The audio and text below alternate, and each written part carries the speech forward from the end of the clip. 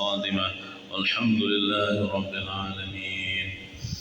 إلى حضرة النبي المصطفى رسول الله صلى الله عليه وسلم وعلى آله وأصحابه وأزواجه وذريته أجمعين، ولكافة الأنبياء والمرسلين وجميع الأولياء والشهداء والصالحين، وإلى أرواح جميع مشايخنا ومعلمين ولجميع المسلمين والمسلمات، خصوصا لمصنف هذا الكتاب رحمه الله تعالى، وبنية الشفاء والصحة والعافية والسلام والبركة والنصرة في الدين والدنيا والآخرة لنا ولوالدينا ولمشايخنا ولمعلمنا ولأهل بيتنا أجمعين ولإخواننا المسلمين والمسلمات والمؤمنين والمؤمنات ببركة هذا المجلس، ببركة من حضر هذا المجلس، ببركة سورة الفاتحة. أعوذ بالله من الشيطان الرجيم. بسم الله الرحمن الرحيم. الحمد لله رب العالمين الرحمن الرحيم مالك يوم الدين، إياك نعبد وإياك نستعين اهدنا الصراط المستقيم صراط الذين أنعمت عليهم غير المغضوب عليهم ولا الضالين آمين. السلام عليكم ورحمة الله وبركاته. أعوذ بالله من الشيطان الرجيم. بسم الله الرحمن الرحيم. الحمد لله والصلاة والسلام على سيدنا رسول الله سيدنا مولانا محمد بن عبد الله وعلى آله وصحبه ومن والاه. لا حول ولا قوة إلا بالله. أما بعد، سبحانك لا علم لنا إلا ما علمتنا إنك أنت العليم الحكيم، وتب علينا إنك أنت التواب الرحيم، واهدنا ووفقنا إلى صراطك المستقيم، وعافنا واعف عنا برحمتك يا أرحم الراحمين. رب اشرح لي صدري ويسر لي أمري واحلل عقدة من لساني يفقهوا قولي. Marilah kita berniat i'tikaf. Bismillahirrahmanirrahim. Nawaitu an a'takifa fi hadzal masjid sunnatan lillahi ta'ala. Halaman 51. Bismillahirrahmanirrahim. Qala al-musannif rahimahullahu ta'ala wa nafa'ana bihi wa bi jami' ulumihi bid darain amin. Bab yang selanjutnya berjudul wanita penghuni neraka dan wanita penghuni surga. Di dalam bab ini disebutkan tentang bagaimana tanda-tanda wanita penghuni neraka dan juga bagaimana ciri-ciri wanita penghuni surga. Ini wajib diketahui oleh istri kita. Pokoknya setiap perempuan daripada orang Islam ini wajib tahu nih, supaya dia menghindar daripada akhlak penghuni neraka. Dan kita wajib nih sampaikan hadis ini kepada istri kita di rumah supaya tahu. Sahabat Abdullah bin Mas'ud, maksudnya sahabat Nabi yang bernama Abdullah bin Mas'ud radhiyallahu anhu, menerangkan, maksudnya meriwayatkan, bahwa Rasulullah sallallahu alaihi wasallam telah bersabda. Ini tanda perempuan yang kada bagusnya. Ayyum imra'atin da'aha zawjuha ila firashihi fasawwafat bihi hatta yanama fahiya mal'unatun. Yang artinya, wanita mana saja atau bini siapa saja yang diajak suaminya ke tempat tidur lalu dia menunda-nunda hingga suaminya tertidur, maka dia perempuan atau istri itu berada di dalam laknat Allah. Nah, jadi bila seorang istri diajak laki ke tempat tidur itu lakas-lakas, wajib bersegera, jangan menunda-nunda, jangan kena-kena. Amun kadida uzur dibawai ke tempat tidur itu kadang mesti jima, bisa juga aja lelaki geni atau temani saya tidur, nah, ya kalau atau kawani aku bepandiran di tempat tidur, atau bisa juga ayo kita membunuh Yahudi misalnya, ya kalau nah itu wajib bersegera. Bila menunda-nunda kena dulu jar, masih rame lagi nonton TV, nah belum habis, hadang belum menghadang-hadang gini, belum datang lebih ini, belum masuk kamar, saya tak guring nang laki. Nah itu istrinya itu dilaknat Allah. Dilaknat itu kan jauh daripada rahmat Allah Subhanahu, dikutuk Allah Subhanahu wa taala.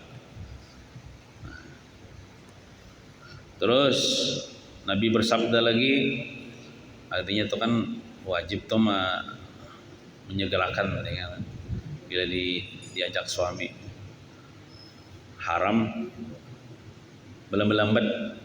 Wa ayyumma imra'atin qalahat fi wajhi zawjiha fahiya fi sakhatillahi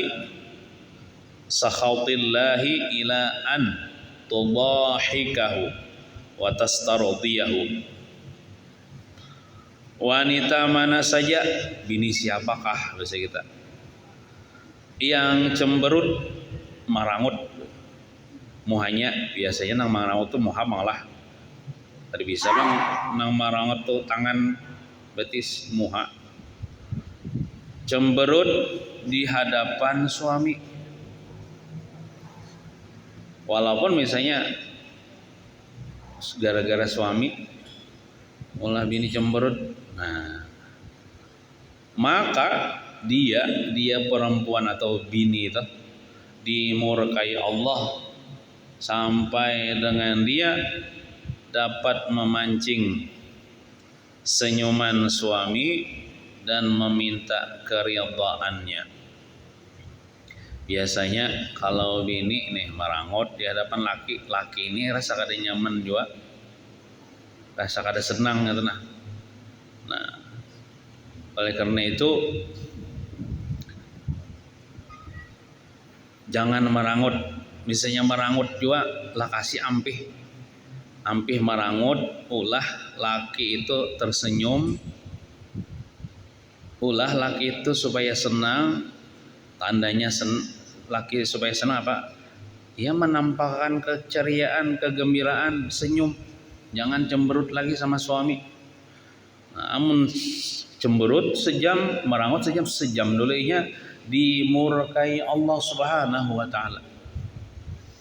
Nah, itu berarti hadis ini menunjukkan tentang haram marangut bini muhanya di hadapan laki.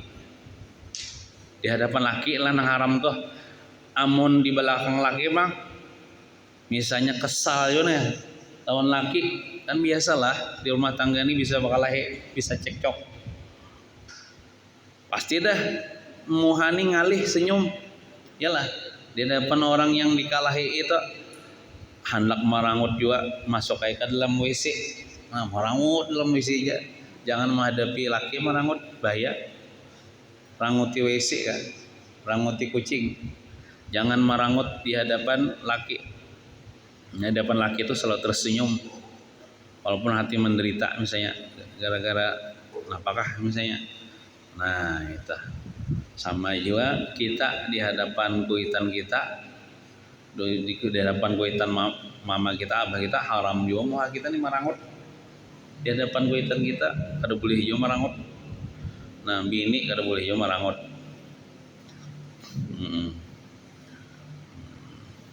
Jadi sikap seorang istri di hadapan laki itu selalu menampakkan kebahagiaan, Pak, keceriaan, semangat gitu nah.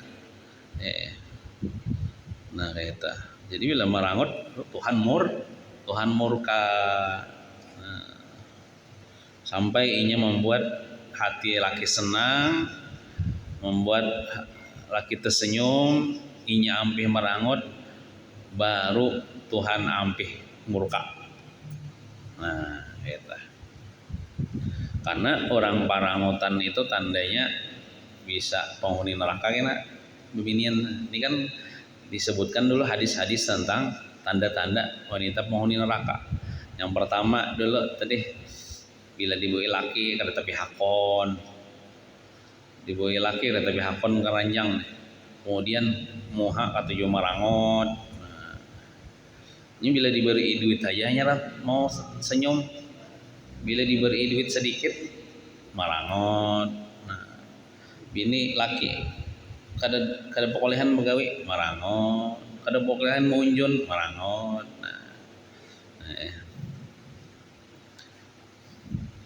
Sahabat Abdurrahman bin Auf, sahabat Nabi Abdurrahman bin Auf radhiyallahu an menerangkan, meriwayatkan hadis bahwa Rasulullah sallallahu alaihi wasallam telah bersabda, ayyumma imra'atin asad fi wajhi zawjiha illa qamat min qabriha muswaddatal wajhi wa ayyumma imra'atin kharajat min dariha bi ghairi izni zawjiha la'anathal malaikatu hatta tarji'a.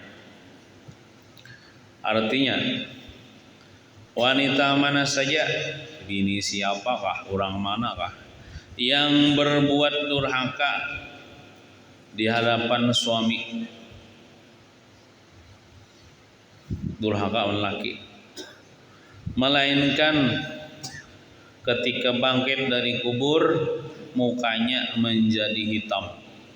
Karena bangkit daripada kubur di halam kepadang masyar muhanya hirang. Amun inya kada bataubat, amun durhakawan laki lalu bataubat minta ampun laki, kada jadi dibangkit hal keadaan hitam mukanya. Ini kada sampai bataubat, kada sampai minta maaf pun laki. Mati misalnya, laki kada memaafkan. Nah, itu nanti dibangkit dari kubur mukanya menjadi hitam. Itu tandanya orang yang celaka. Tandanya orang yang celaka. Makanya kita waktu wudu, waktu membasuh muha, itu sunat kita berdoa, Allahumma bayyid wajhi yauma tabyadul wujuh wa taswaddul wujuh. Itu bahasa Arab Bang. Amun kada hafal bahasa Arab tuh bahasa kitanya dalam hati Bang. Waktu membasuh muha, basuh muha 3 kali kalau sekali wajib, 2 kali sunat, 3 kali sunat. Dalam hati berdoa, ya Allah putihakan muha ulun nih, maksudnya kaina di akhirat putihakan muha ulun ketika pada hari yang di situ putih segala wajah dan ada juga hitam segala wajah-wajah makhluk yang dibangkit daripada alam kubur. Ulun putihakan, maksudnya bercahaya. Nah, bila orang bercahaya muha, itu tandanya umat Rasulullah akan dapat syafaat Rasulullah, karena Rasulullah itu kenal akan umatnya min burran muhajjalin min asaril wudu, berkas air wudu. Nah, itu kena bercahaya. Nah, makanya kita sunat waktu membasuh muha itu berdoa gitu dalam hati, ya Allah putihakan muha ulun ketika di hari yang di situ ada orang putih muha, ada juga hirang muha, ulun putihakan. Nah, jadi perempuan tadi alamun kada bertaubat mati, kalau keadaan durhaka dibangkit dari kubur mukanya menjadi hitam, walaupun misalnya di dunia orangnya putih mencolonong. Dan wanita yang keluar dari rumah tanpa seizin suami, mungkin ini keluar untuk perjalanan agak jauh, amun keluar rumah berdadai-dadai aja mungkin terbiar ada pada yang laki leh, atau menukar-nukar sayur dia di halaman rumah biar ada laki bilang terlalu jauh kadang mengizinakan itu mungkin keluar agak jauh itu bepadah wan laki minta izin wan laki. Kalau diizinakan silakan, kalau diizinakan laki haram hukumnya. Maka dia dilaknati para malaikat. Jamak oleh al malaikat itu jamak. Kalau mufradnya malakun berarti banyak malaikatnya yang melaknat hingga dia kembali ke rumah sambusi kecuali inya bulik ke rumah hanyar malaikat ampih melaknat selama dia di luar rumah. Keluar rumah tanpa izin laki itu dilaknat terus oleh malaikat.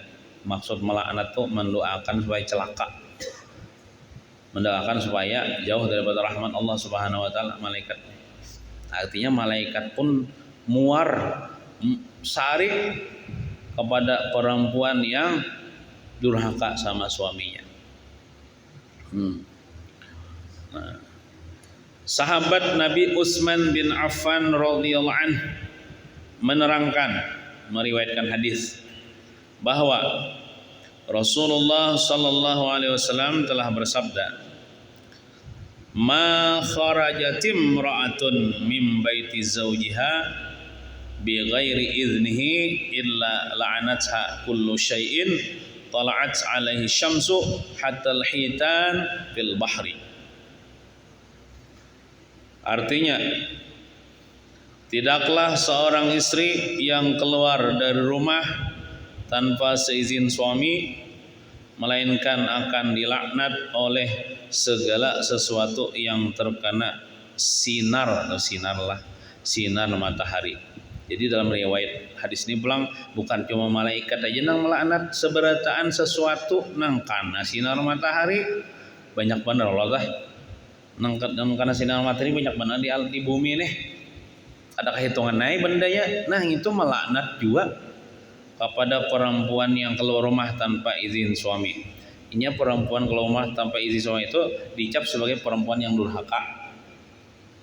Tang hilang hak laki bingung mana bini ini. Kalau pada keluar rumah di jalanan ada pada. Nah itu kalau dalam hadis ini sebutkan itu termasuk perempuan yang durhaka kepada laki.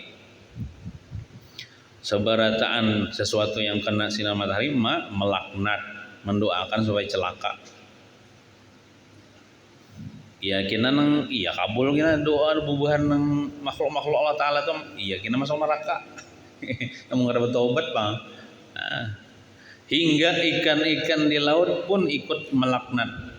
Padahal biar ikan-ikan tuh aja menurut sebagian jemaah kada bisi lidahnya, kada bisi ilat, ya tuhnya melaknat juga kepada perempuan nang keluar rumah tanpa izin laki atau perempuan yang durhaka kepada laki. Nah, auzubillahi min zalik, ya kita sampaikan juga. Cuman suami yang bijaksana dia membijaksanai misalnya bininya keluar rumah nang paparak di kampung-kampung aja misalnya tutulak urunan tulak harisan ya kalau atau ke warung nukar gula itu dia mengizinkan terlebih dahulu artinya dalam hatinya biar bini kone kada minta izin atau kada ingat minta izin ku izinakan jikin na dulu nah supaya inya ini kada tagawi dosa. Nah itu membijaksanainya asal nang kada jauh-jauh tah nang di kampung-kampung aja tentunya dengan menutup aurat keluar rumahnya. Ummul mukminin Siti Aisyah radhiyallahu anha pernah berkata, wahai kaum wanita, andai kata kamu nih kan istri Nabi ini termasuk ibaratnya tuh bubuhan ustazah lah, nyaman menyampaikan kepada buhan babinian juga.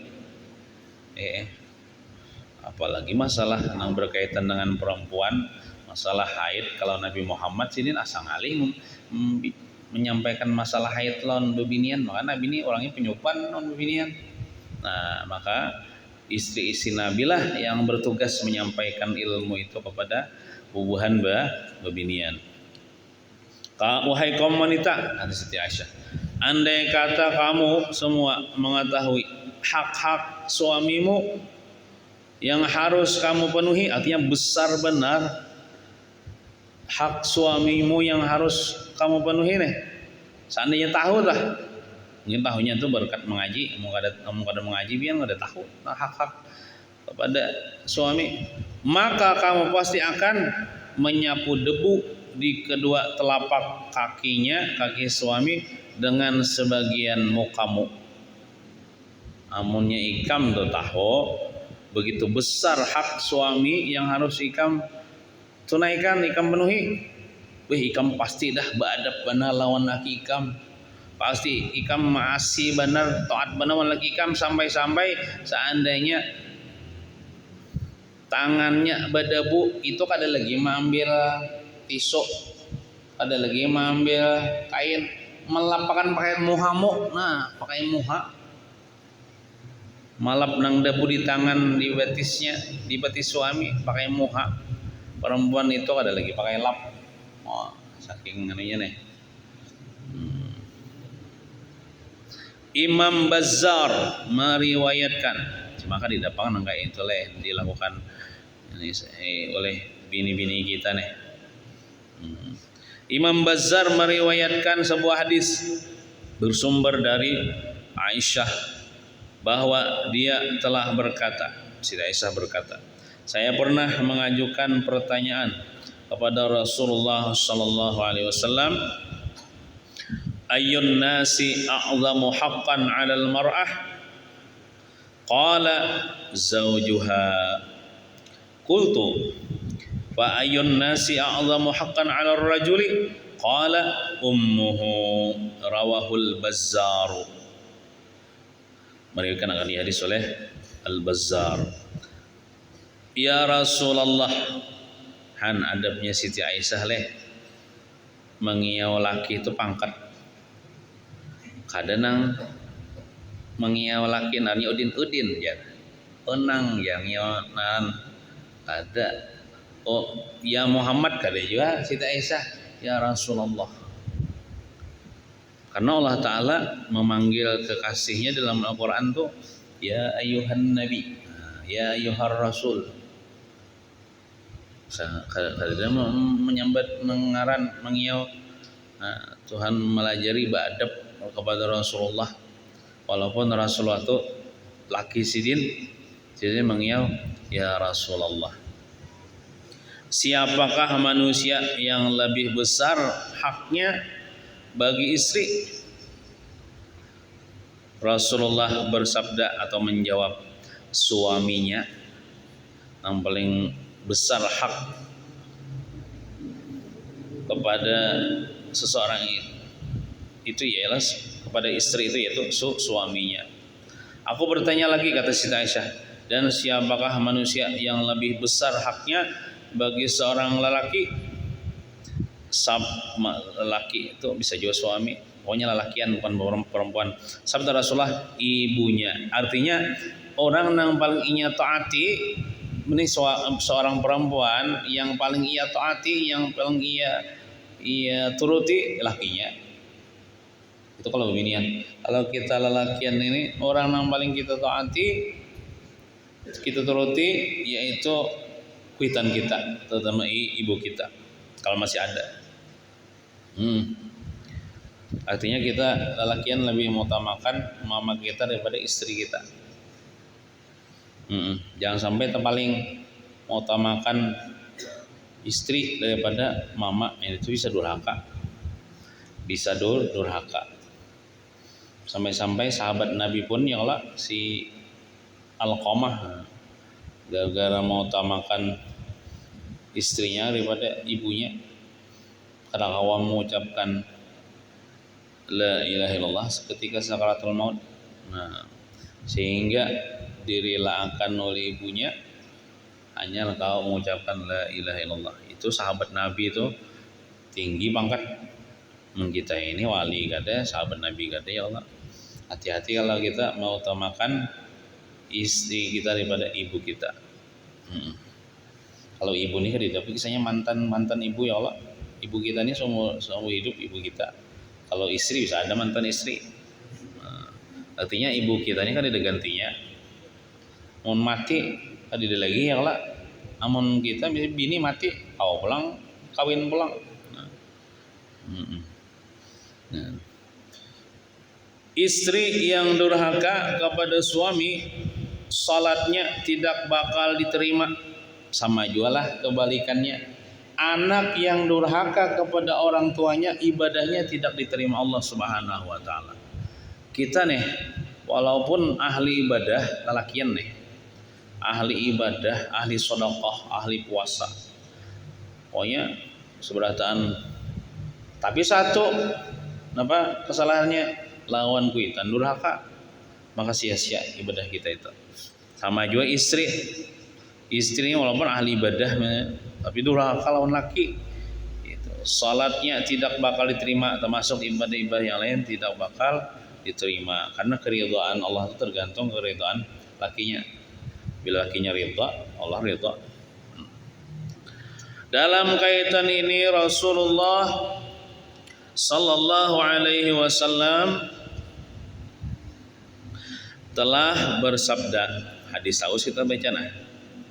Salasatun la yaqbalullahu lahum salatan wa la turfa'u lahum ila samai hasanatun al-abdul abiqu min sayyidihi hatta yarji'a wal mar'atu sakhitu 'alaiha zawjuha hatta yarda was sakranu hatta yashuwa. Rawahu Ibnu Khuzaimah wa Ibnu Hibban wal Baihaqi an Jabirin. Ujar Nabi, ada 3 golongan manusia yang Allah tidak mau menerima salatnya. Salatnya tidak diterima.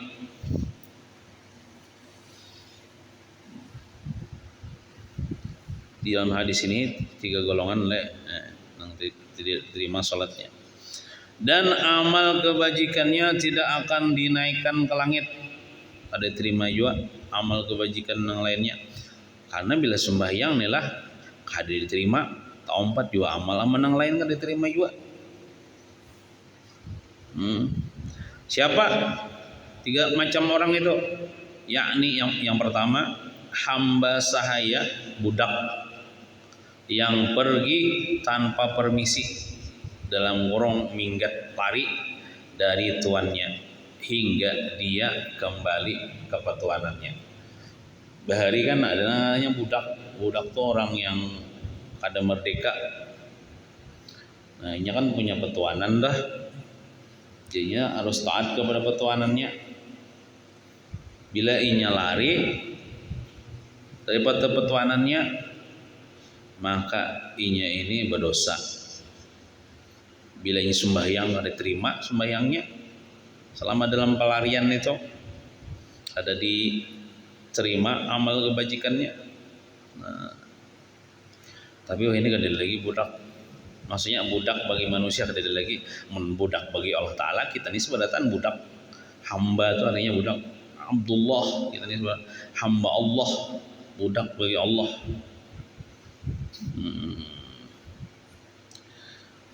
Kedua, wanita yang dimurkai suami hingga suaminya ridha kembali. Laki murka mungkin gara-gara akhlak bini juga mungkin kada baik. Contoh misalnya keluar rumah tuh deh, perjalanan kada beizin laki sarik murka. Selama inya keluar rumah misalnya singgah di masjid sembahyang kada terima Tuhan sembahyangnya. Ini bersedekah membuat kecelengan masjid duit ada terima Tuhan sedekahnya. Nah kecualinya bertobat, kembali ke rumahnya, minta ridha, minta ampunan laki. Nah pas sudah sampai ke rumah, maka hendaklah ia mengqadha atau sembahyangnya yang selama ini di perjalanan tuh, karena sembahyangnya di perjalanan kan diterima Tuhan, karena waktu itu suaminya sarik atau kadar ridha. Dan pemabuk hingga dia sadar kembali. Mabuk, minum khamar atau menyabu, menjinit kah, atau minum alkohol, pokoknya benda-benda yang memabukkan. Lalu nya selama inya mabuk, nya ada kita bahari bisi kawan lah, ini mabuk, kayaknya kita pemulitan empat cuinya menyair biar lah, menyair bujur aja pas yo, nya bila menyair pede benar biar orang mabuk nih, kenapa kah? Kada diterima Tuhan amal ibadahnya, kecualinya sadar atau ampih mabuk. Cuma ada riwayat lain mengatakan selama benda haram itu masih ada di batang tubuhnya yang memabukkan itu, tetap kada terima amal ibadahnya. Ada juga riwayat mengatakan selama 40 hari 40 malam setelahnya mabuk tuh, walaupun dia mabuknya setomat aja, itu selama 40 hari 40 malam kada diterima amal ibadahnya, sembahyangnya, puasanya dan sebagainya.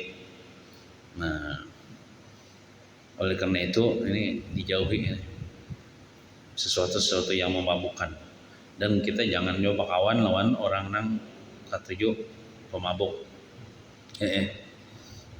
Setiap kullu muskirin khamrun wa kullu khamrin haramun, gitu kah? Sesuatu yang memabukkan itu dihukumkan khamar, kayak khamar, dan setiap yang memabukkan itu hukumnya haram. Lalu ini bilang kada bertobat, mati hakadan mabuk. Kebanyakan ujar kisah-kisah orang bahari itu dikubur menghadap kiblat pas dibongkar kuburannya membelakangi kiblat. Tadi kisah orang-orang bahari nang orang ini maling kain kapan, tapi bertobat bang sudah. Kenapa aja harpian nih bertobat kayak ini? Tuhan bang sudah umur juga. Lawan juga kejadian bila bacuntan-cuntan kan, bila orang meninggal dunia di kubur orang, kena dibongkarnya kuburan itu, diambilnya kain kapannya tuh, mungkin cucinya, jadi lanjangan mayat itu kada dijualnya kain kapan. Ngeri yo maling-maling bahari itulah, maling bahari itu ngeri. Mun maling ini tautan kayak itu kok. Nah, jadi ujarnya kebanyakan aku melihat melihat ada mayat nang membelakangi kiblat, anunya posisinya tuh, padahal waktu dikuburakan menghadap kiblat. Lalu aku tanya keluarganya, apa amalannya ini, gawiannya. Jadi keluarganya ini pemabuk, yang ada sampai bertaubat, mati hal keadaan ada sampai bertaubat. Nah itu bahayanya. Oleh karena itu jauhilah yang sesuatu yang memabukkan.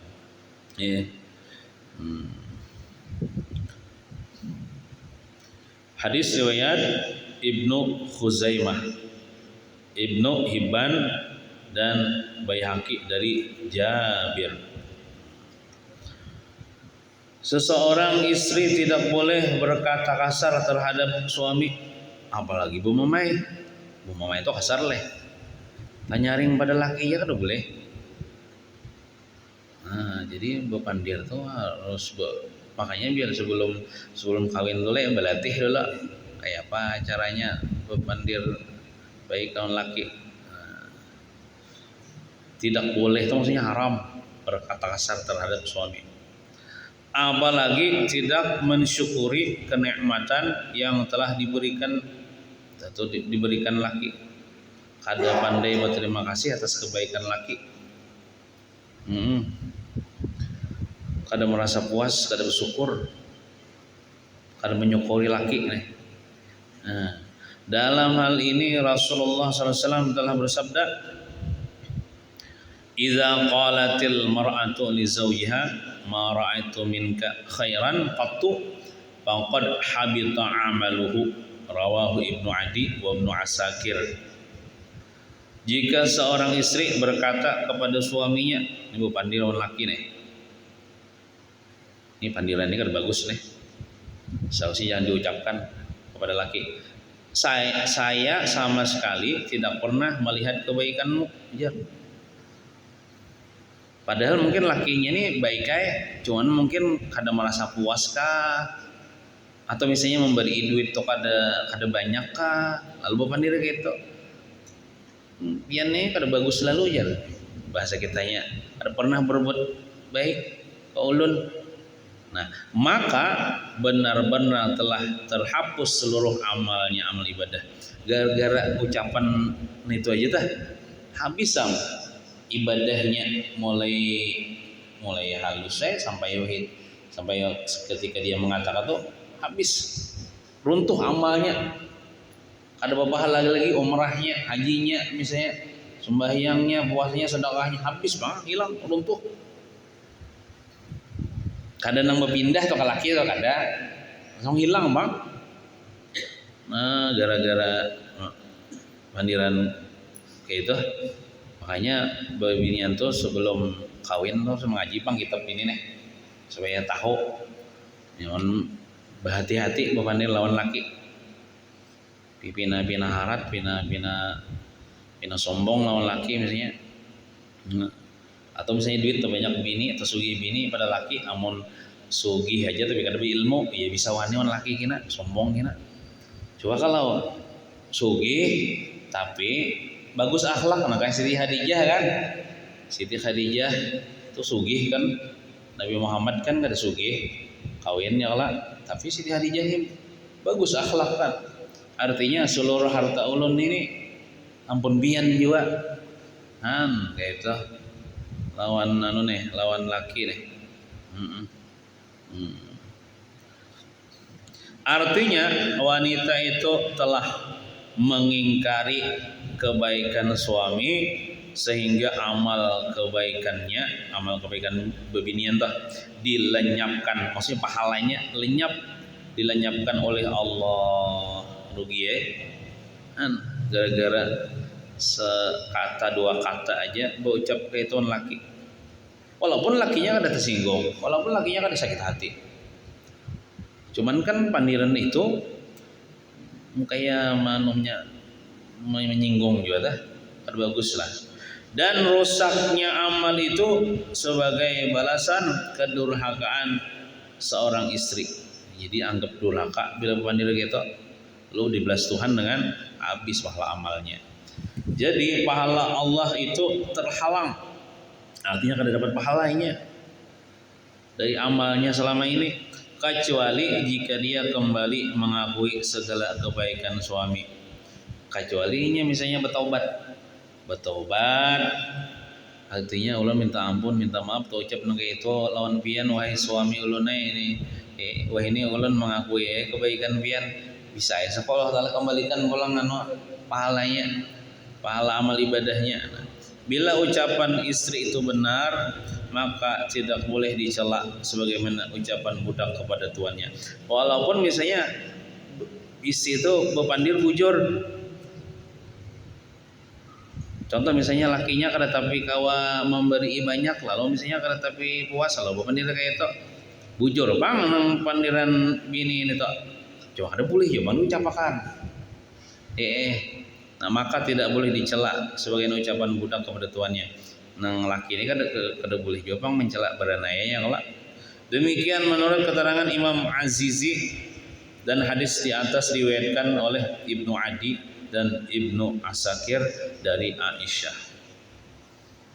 Terus sahabat Nabi yang bernama Talhah bin Ubaidillah radhiyallahu anhu menerangkan atau meriwayatkan hadis bahwa Rasulullah sallallahu alaihi wasallam telah bersabda, ayyuma imra'atin qalat li zawjiha ma ra'aitu minka khairan qattu illa ayasahallahu ta'ala min rahmatihi yaumal qiyamah. Wanita mana saja yang berkata kepada suaminya, aku tidak pernah melihat kebaikanmu sama sekali wahai laki ya.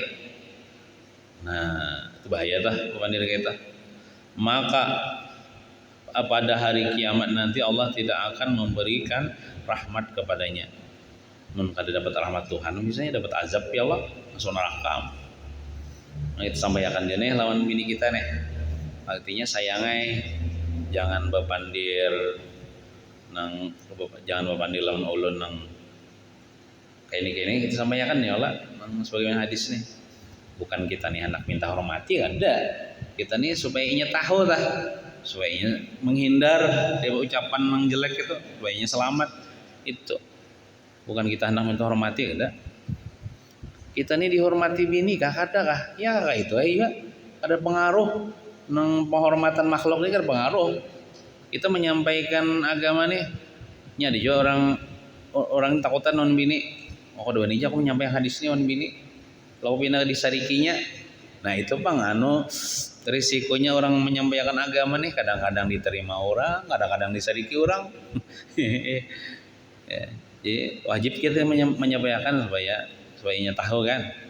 Mbak itu sarik kalau menerima kan, yang penting kita menyampaikan. Jangan takutan lawan bini menyampaikan agama.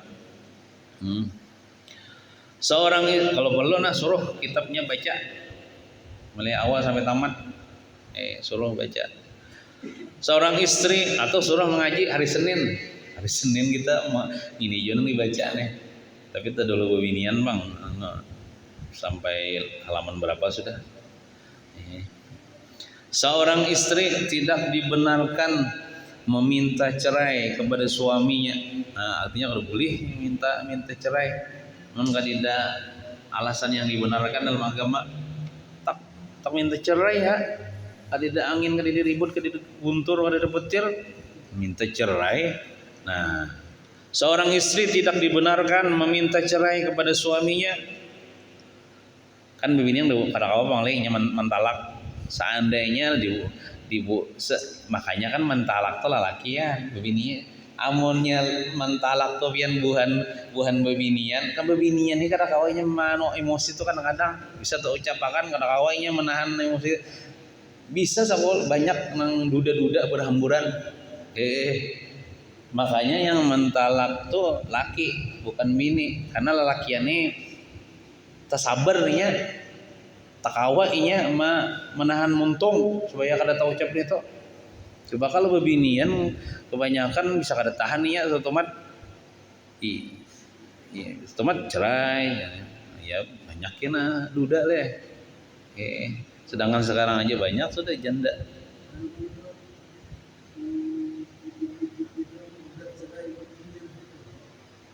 Bercerai. Binian yang bercerai itu. Iya apa? Dinap kahe. Yang di film-film.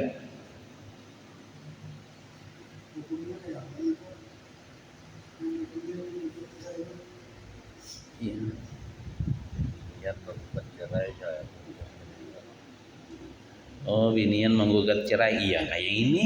Ini hadisnya nih. Menggugat cerai itu ya meminta cerai. Amun di film-film tuh acting ya bang lah. Cuma maksudnya nang kayak di film leh. Ulun kira tadi nang kayak di film-film ya berdosa nih. Coba dengar hadisnya lah. Meminta cerai itu ya menggugat cerai. Tentunya tidak ada alasan yang dibenarkan. Seorang istri tidak dibenarkan meminta cerai atau menggugat cerai kepada suaminya. Dalam kaitan ini Rasulullah SAW telah bersabda, ayyuma imra'atin sa'alat zawjaha at-talaqa min ghairi ma ba'sin faharamun 'alaiha raihatul jannah. Rawahu Ahmad wa Abu Daud wa Tirmizi wa Ibnu Majah wa Ibnu Hibban wal Hakim. Banyak nama riwayatkan nih. Wanita mana saja yang meminta kepada suaminya untuk mentalak dirinya tanpa adanya alasan yang mendesak, ia menggugat cerai, meminta cerai, meminta untuk ditalak, ya sama, padahal alasannya kada memadai. Napa alasannya misalnya pian kada bungas lagi jar, nah itu kada dibenarkan. Dulu pian bungas saya ini kada bungas lagi jar, nah itu ya kada dibenarkan. Nah,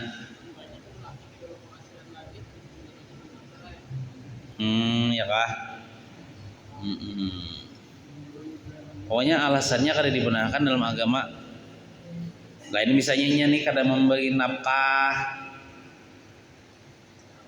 selama ini kan biasanya ada Allah sigat taklik.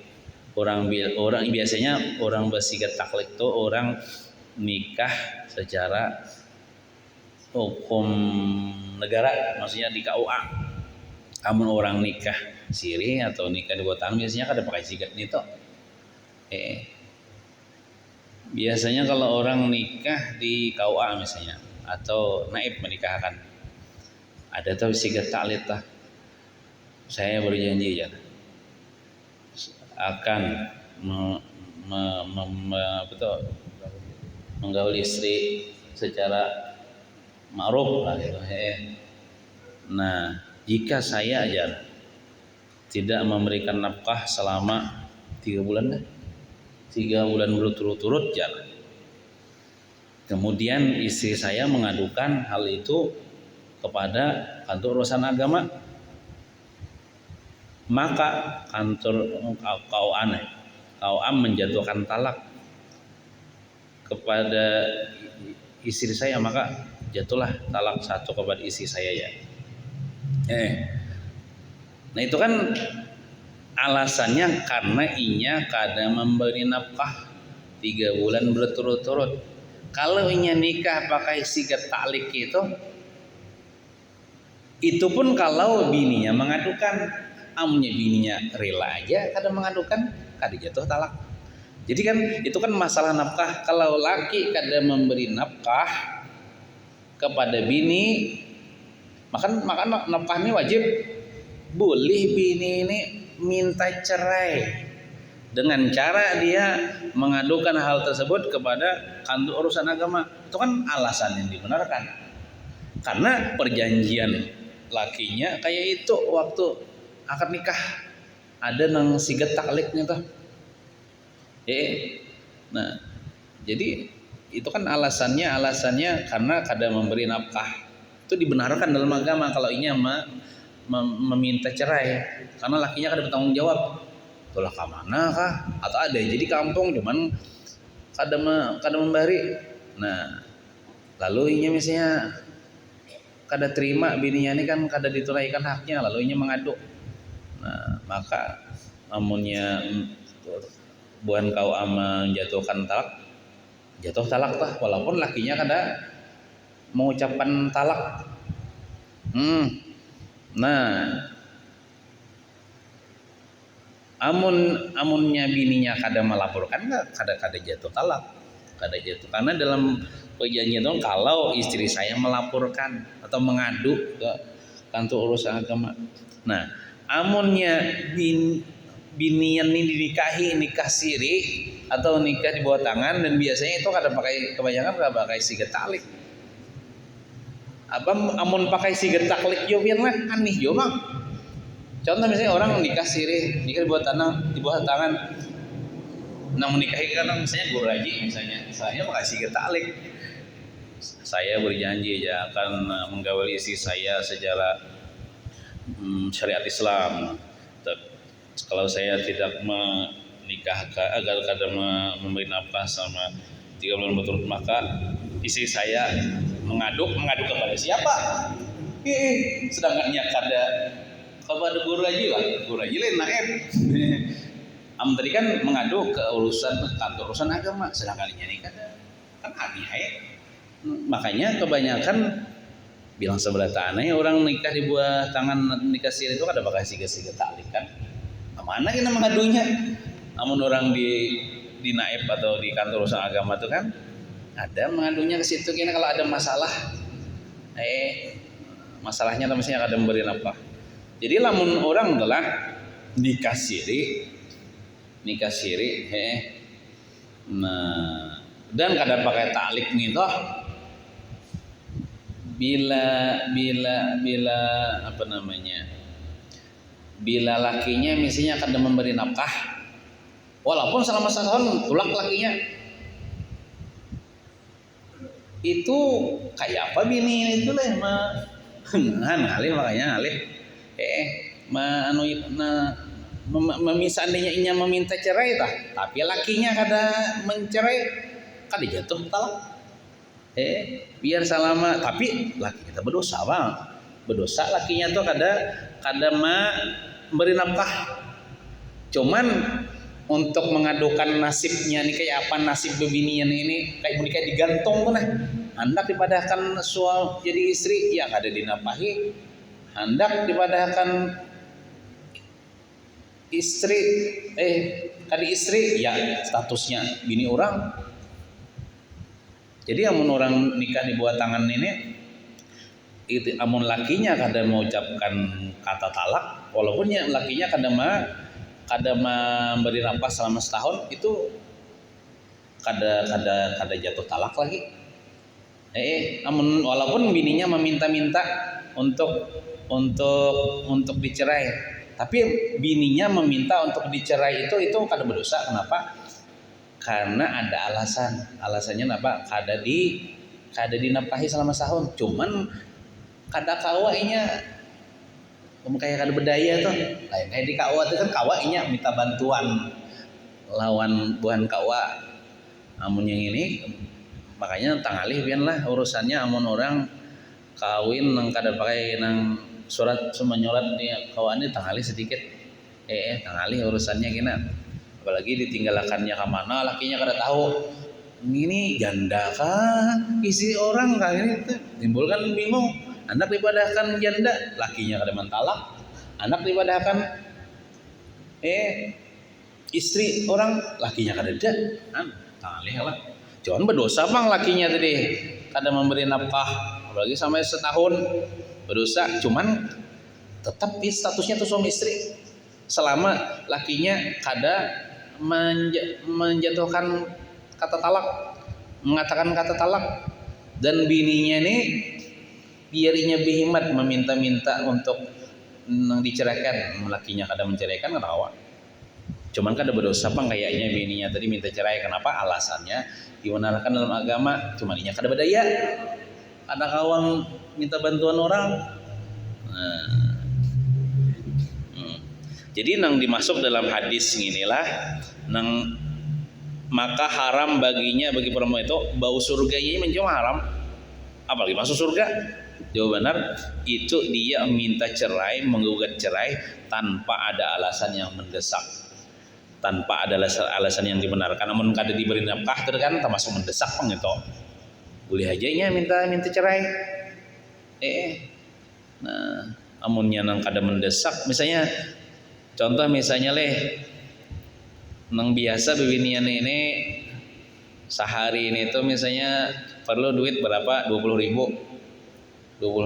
tapi lakinya nih usaha juga sudah cuman kau memberi 10.000 aja, lalu bininya nih merasa kada terpuaskan lah, kayaknya nih itu kada mendesak juga, kau aja bersabar.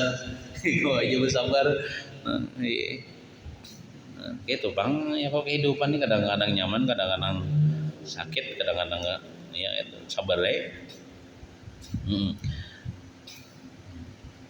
Apalagi misalnya gara-gara sepele aja atau gara-gara laki-laki lain lalu minta cerai. Nah itu dosa besar sampai kadang mencium bau surga. Pengertian hadis di atas, hadis riwayat Imam Ahmad, Abu Daud, Tirmizi, Ibnu Majah, Ibnu Hibban dan Hakim dari Sauban itu mantan budak Rasulullah SAW.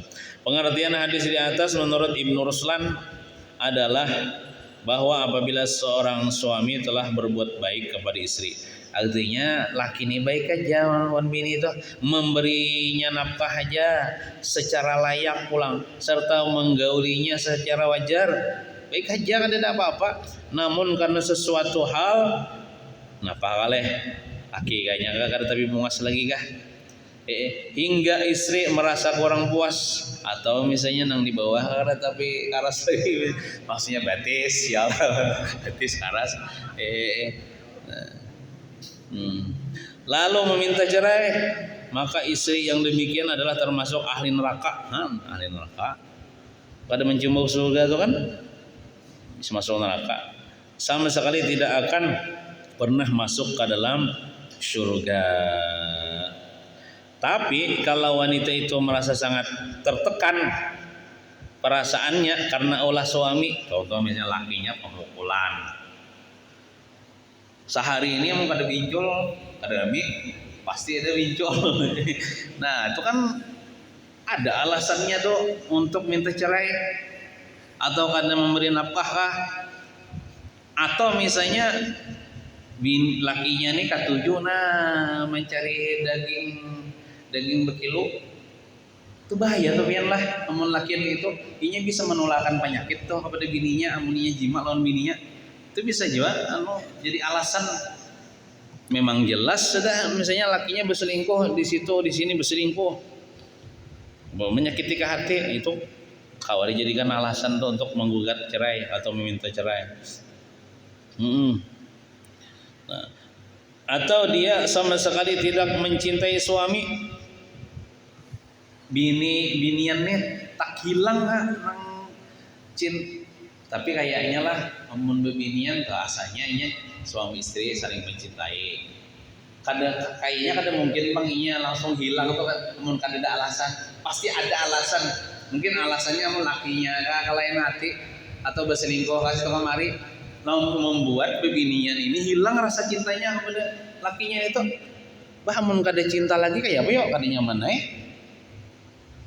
bisa inya meminta cerai, atau suami tidak mengurusnya secara layak, itulah kemana kan misalnya ada bulik-bulik, maka dalam keadaan demikian seorang istri boleh meminta cerai kepada suami. Nah amunnya inya nikah di KUA deh, nang lakinya pakai siga taklek deh, atau akad nikah, tanyaman urusannya biar lakinya kada mengucapkan kata cerai, mengadunya ke kantor urusan agama, bukan kantor urusan agama kena mengotak palu menjatuhkan kata. Tapi lamun nikahnya di bawah tangalih bang, amun lakinya kada mentalak kada jatuh talak, artinya tidak berdosa bila dia perempuan meminta diceraikan oleh suami amun alasan yang disebutkan deh, yang mendesak deh. Tidak termasuk golongan wanita yang diancam neraka. Wallahu a'lam bishawab. Mudah-mudahan kita, bini-bini kita, anak-anak kita, zuriat kita, berada seluruh keluarga kita selamat dunia akhirat. Amin ya rabbal alamin. Sallallahu ala sayyidina Muhammadin wa ala alihi wasallam. Alhamdulillahi rabbil alamin. Al-Fatihah. A'udzu billahi minasy syaithanir rajim. Bismillahirrahmanirrahim. Alhamdulillahi rabbil alamin. Arrahmanir rahim. Maliki yaumiddin. إياك نعبد وإياك نستعين اهدنا الصراط المستقيم صراط الذين أنعمت عليهم غير المغضوب عليهم ولا الضالين آمين. بسم الله الرحمن الرحيم. الحمد لله رب العالمين والصلاة والسلام على أشرف الأنبياء والمرسلين سيدنا مولانا محمد وعلى آله وصحبه أجمعين.